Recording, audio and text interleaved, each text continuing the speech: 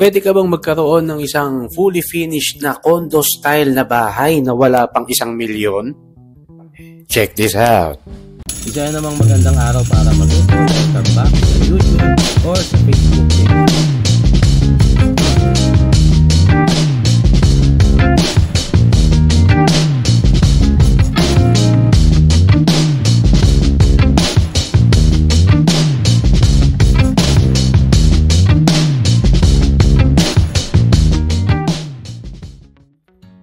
Ang daming gustong tumira sa condo ngayon, no? Kasi kompleto na, medyo maliit lang, madaling i-maintain, madaling i-decorate. Pero, ang totoo, mahal kasi ang condo eh.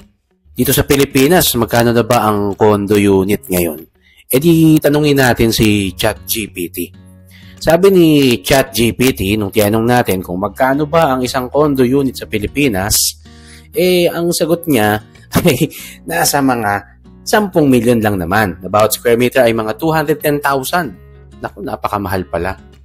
Paano kaya kung gumawa na lang tayo ng isang condo style na bahay na wala pang 1,000,000?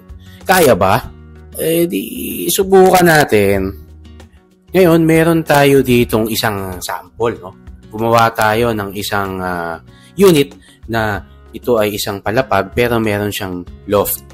Ang total floor area niya kung kasama yung loft ay mga nasa 24 square meters. No, to be exact, 23.96 square meters. Ito ang finish niya, no? Medyo standard, jalousies ang mga bintana, may magandang pinto, medyo maganda ang height niya at 4.35 square meters yung pinakamataas, or 4.35 meters, yung pinakamataas na height niya, at 3.5 meters yung lowest. Ito ang feature niya, no? Sa ground floor, meron siyang living room, meron siyang maliit na kitchen, may washing machine na nga doon, may laundry space, no? At meron din siyang foldable na lamesa para kung gusto mong kumain, meron kang pagpapatungan ng plato mo. May mga cabinets na rin siya, at ang totoo, yung cabinets niya ay modular cabinets na standard. So, kaya mong ipasok dito ang isang standard size na dual na couch, no? At yung kanyang ladder o yung kanyang stairs ay cabinetries na rin, no? Pwedeng magkaroon ng drawers dun sa baba. Okay, dito naman sa ating sleeping loft, syempre meron tayo dyang cabinet, may kama, pwedeng maglagay ng isang single na sitting area, no? Yung kanyang bed ay mga double-sized, no? Double-sized bed.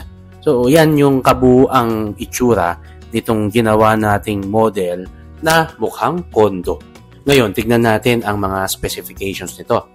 Yung structure niya ay made of reinforced concrete at yung kanyang mga pader ay CHB. No? Ito ay concrete hollow blocks. Siguro mga 5 ang kapal, 5 inches. Yung studio na unit na ito ay mayroon ng sleeping loft. Yung sleeping loft ay gawa sa lightweight na platform na gawa sa Hardiplex, yung kanyang pinaka sahig. At yung framing niya ay gawa sa tubular na GI. Yung kanyang mga walls ay painted, ang kanyang tiles ay porcelain doon sa baba, sa itaas, doon sa loft ay vinyl tiles. At yung kanyang toilet and bathroom ay standard na set na mabibili mo sa mga Home Depot. Meron siyang rain shower, maganda yun, no? Meron siyang lavatory, at meron siyang maganda-gandang water closet. Yung kanya namang mga cabinets ay modular. Ibig sabihin, ang ginamit natin ay meron na siyang kulay kasi ang ginamit nga natin dito ay marine plywood na may laminate na siya.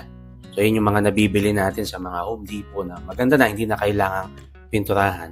At complete with accessories na ito and hardwares. Yung roofing naman niya ay gawa sa long span na pre-painted na metal sheet at meron na rin siyang insulation na nakalagay para hindi maging mainit sa loob. Ang kanyang steel frame dun sa kanyang roofing ay ginamitan natin ng C-purlins na 2x6 by 1.2. No, standard yon, no? Tapos pininturahan natin siya ng epoxy primer at epoxy paint. Puntahan naman natin yung cost. magkano ba ang materyales muna? Bilangin muna natin kung magkano ang materyales nito. Sa earthworks o yung sa mga trabaho sa paghuhukay ng lupa, anything na may kinalaman sa lupa, hukay man yan, tapon ng lupa, or konting tambak, no? Ang kabuuang halaga ay 10,500 pesos. Yung concrete works naman ito, yung foundation, yung poste, yung mga biga, ay may kabuuang halaga na 27,184 pesos and 84 centavos. Yun naman kanyang reinforcements. Ibig sabihin ng reinforcements, yung mga bakal na ginamit natin sa foundation, sa beams, sa hollow blocks, ang inabot na halaga ng mga bakal ay 48,982 and 71. Yun namang mga hollow blocks o yung masonry units na D5, ang inabot ng materyales ito ay 20,065 and 50 centavos. Yun namang semento at buhangin na ginamit sa palitada at sa mortar ay may kabuang halaga na 34,574 and 40 centavos. Yung ceiling naman at yung loft, ito yung materyales na ginamit sa kisame na gypsum board, tapos yung pinaka-framing niya ay aluminum fairings, at yun namang loft, yung pinaka-framing niya kasi ginamit natin dyan tubular na GI na bakal, at yung pinaka-lapag niya ay ginamitan natin ng fiber cement board na 12 mm. Magkano ang inabot nun? Ang inabot niya sa materyales ay 41,995 pesos. Yung tiles naman na ginamit natin sa lahat ng sahig at lahat ng pader ng CR, yung living space, pati yung ginamit din na adhesive dito at topping ay umabot ng 35,000 pesos. Yun namang vinyl tiles na ginamit natin sa loft ay gumamit tayo dyan ng halagang 2,440 pesos. Yung mga bintana natin na jalousie, binadgetan din natin yan na 36,000 pesos. Yung doors, tsaka yung mga hamba, 22,000. Yung mga cabinets ay ginamitan natin ng mga halagang 76,000 pesos. At lahat ng nagastos sa painting ay 32,500. Magkano naman kaya ang mga accessories and hardwares? Ito yung mga ginamit na bisagra, mga doorknob, mga cabinet handles, etc. Ito ay umabot ng 12,000 pesos. Yun namang mga toilet fixtures, yung shower, yung lavatory, mga gripo, tsaka yung ating mga floor drain, at syempre, yung ating water closet, umabot ito ng 12,500 pesos. Yung bubong, lahat ng parts ng bubong, pati yung pinaka-metal sheet niya, ay umabot ng 35,840 pesos. Yun namang plumbing works, yung mga tubo na ginamit sa water line at sa plumbing, ay 35,000 pesos.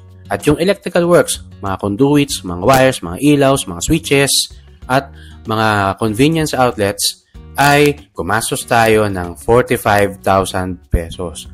Kaya kung susumahin lahat ito, ang total na ginastos sa materyales ay 527,532 and 45 centavos. Sa labor naman, ito yung binayad natin sa mga manggagawa. Ito ay umabot ng 405,000 pesos. Kaya ang kabuang nagastos sa materyales at labor ay wala pang 1,000,000 kasi ito ay 932,532 and 45 centavos lamang. Kaya ang kabuang halaga pala ng isang condo style na isang studio unit na mayroong sleeping loft ay 932,532 and 45. Ibig sabihin, wala pang 1,000,000 ang ganitong sukat ng condo style na bahay. Pero tandaan, ito ay labor and materials lamang. Direct cost lang ito. Hindi pa dito kasama yung mga magagastos natin sa pagkuha ng building permit, pagkuha ng mga professionals na magdi-design ng plano, at pagbili ng lupa at iba pang mga expenses, kagaya ng mga magagastos natin sa pag-asikaso ng mga papeles, pagpapakabit ng kuryente at tubig, at iba pa. So maraming salamat po, no? Sana natuto kayo dito sa ating content at i-share nyo po sa iba ito kung meron kayong naisip na mga kaibigan natin na makikinabang sa information na ito. Hanggang sa susunod po, magkita-kita po tayo uling lahat. At sana sa susunod na content ay mas marami na tayong manonood at makikinabang. Maraming salamat po. Mag-ingat po tayong lahat. Ako po si Architect Ed. Bye!